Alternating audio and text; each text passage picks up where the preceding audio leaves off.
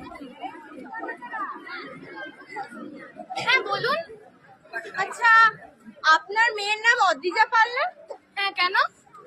ও তো খুব bright student, কিন্তু গত 1 মাস ধরে স্কুলে কোনো অ্যাটেন্ডেন্স নেই। কেন?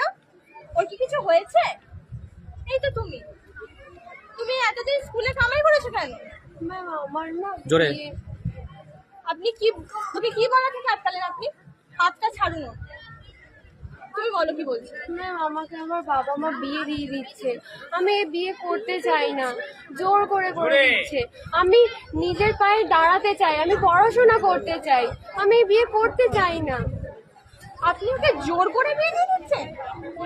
আপনি কেন ওকে জোর করে দিয়ে দিচ্ছেন? আপনি জানেন না 18 বছরের কম বয়সী মেয়ের বিয়ে দেওয়া যায় না? এটা সম্পূর্ণভাবে বেআইনি। আর সেখানে আপনি ওর অনিচ্ছা সত্ত্বেও ওকে বিয়ে দিয়ে দিচ্ছেন।